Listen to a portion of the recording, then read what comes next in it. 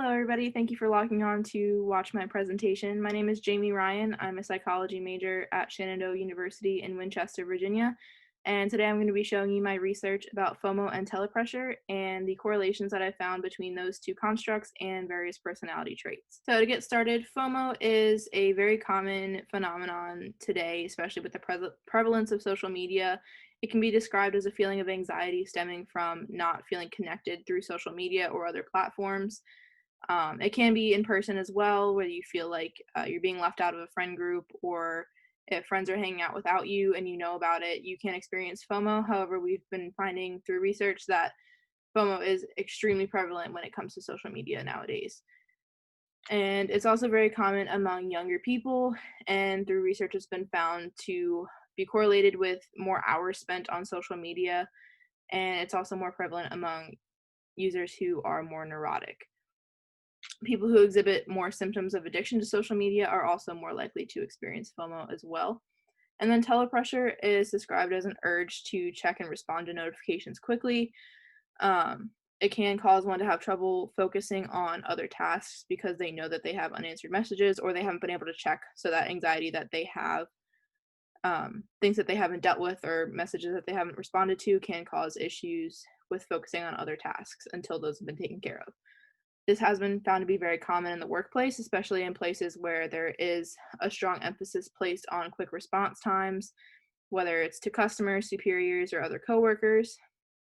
There has been a little bit of research done between the two of FOMO and telepressure, but there have been very few concrete correlations found between the two, so I thought it would be interesting to kind of put them next to each other and see if there was any connections that we could find. So to start off, before we started our research, I had some hypotheses. I hypothesized that FOMO and telepressure would be positively correlated because I felt like people who felt that strong urge, that telepressure to check their phones very often, would feel not only that anxiety when they're deprived of that, but also that fear of missing out when it came to social media and other aspects of their life. So I thought that those would be positively correlated. I also hypothesized a positive correlation between extroversion and FOMO, as well as telepressure, and then also a positive correlation between neuroticism and FOMO and telepressure. And then I also had one question that asked participants to rate their level of anxiety that they feel regularly when they don't have access to their device. Um, and I hypothesized that people that reported a higher level of anxiety in those types of situations would also report higher levels of neuroticism.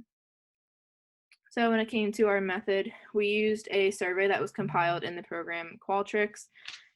It started with a informed consent form and an age verification, so all of our participants were over the age of 18. And then after that, they were directed to a group of demographic questions. This just asked them about their age, and then they were asked about their race and their gender identity. After they answered those demographic questions, they were then directed to a social media usage section. So they were asked about 3 different platforms: Instagram, Twitter, and Facebook.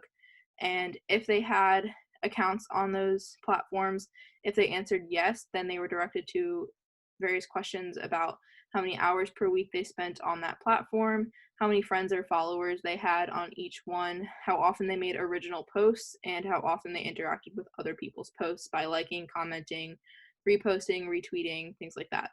After that, they were directed to a group of questions designed to measure their level of FOMO. This was derived from Przybylski and colleagues in 2013 from an article that they published.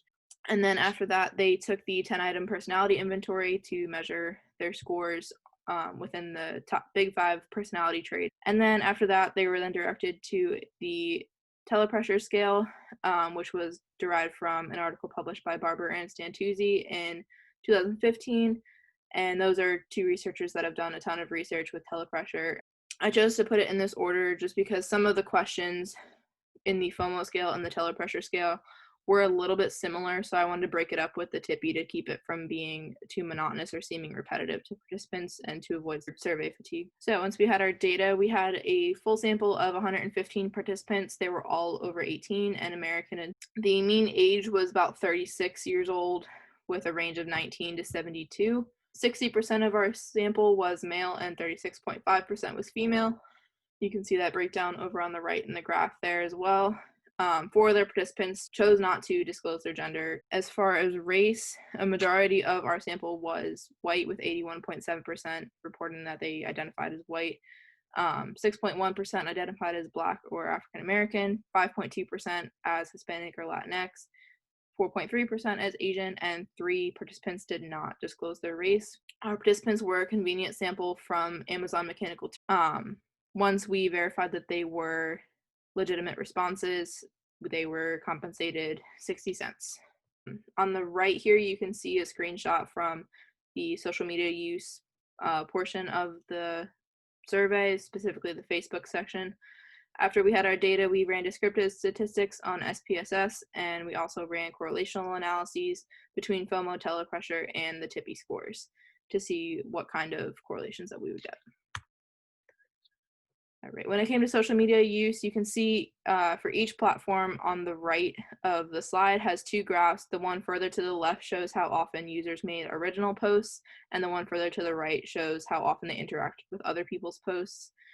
And then for Facebook, 93.8% of our sample reported that they used Facebook and had an account, and the number of friends ranged from 0 to 4,500 with a mean of about 423. And then they reported spending anywhere between less than 1 to 50 hours per week. For Twitter, 64.3% of our participants reported that they had an account. They reported that they had anywhere from 0 to 15,000 followers on Twitter with a mean of 578, and they used for anywhere between 0 to 78 hours per week.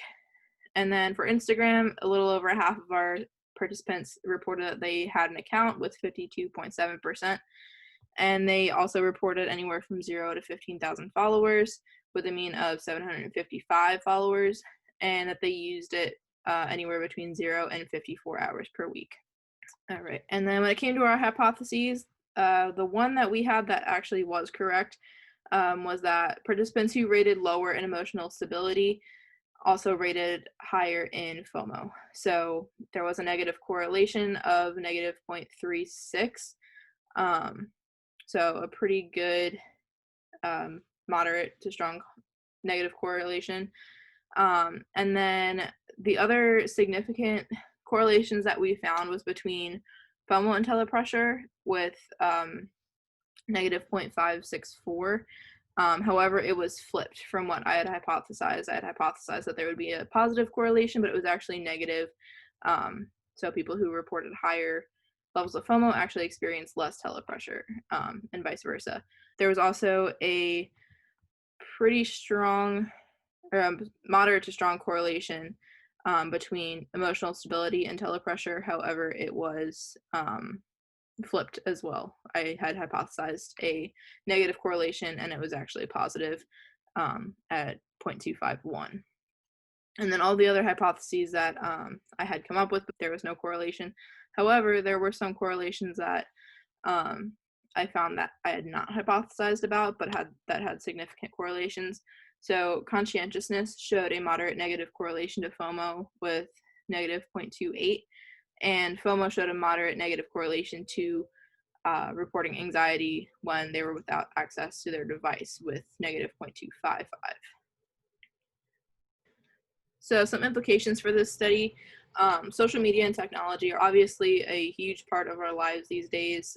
They're fields that are growing and changing every day, and it's almost impossible for our research to keep up with it. So the more the merrier. The more we know, the better. The more research that we have, the sooner we can more fully understand how social media affects us, and we can understand social media addiction. We can also help limit negative effects of social media use and exposure to various content. Some limitations of this study were that it was a convenient sample, so we weren't able to really pick and choose our participants, and there could have been some slightly different results based on that fact. And then also there was some room for subjective interpretation of the scales provided, especially for the FOMO and telepressure scales, but also for the TIPI. It's possible that they might have a slightly different interpretation of a word or a phrase that was used, and their answers could vary based on that. It was also conducted remotely, so there was no direct way to ask questions about the survey, although they were provided with contact information within the informed consent. It's possible that if they just had a minor question or they weren't quite sure, that they just guessed rather than clarifying with myself. And as far as future research, I would love to do a very similar study, but take into account different settings, especially work, school, social settings. I think it would be really interesting to do a study on telepressure in social settings, especially for people that get messages from work or school on your personal device. I would also like to take similar data that I got from this study and do a comparison of different demographic groups, of age groups, and based on race and gender. I think it would be really interesting to see the breakdown of how that worked. I would also love to do a comparison of groups based on hours spent on various platforms, and then a more varied look into screen time and different activities. So I know like iPhones provide you with a report of how often you pick up your phone and how much time you spend on different categories of apps, from entertainment to social media to shopping, gaming, things like that. So I think it'd be interesting to kind of look at FOMO and telepressure as it relates to different types of activities done on your device, not just social media. And then also, adolescents are a huge untapped group within research. Not a lot of research is done on them, and they are a huge population on social media and among technology users. So I think it would be really cool to do a study as well with adolescents as a sample.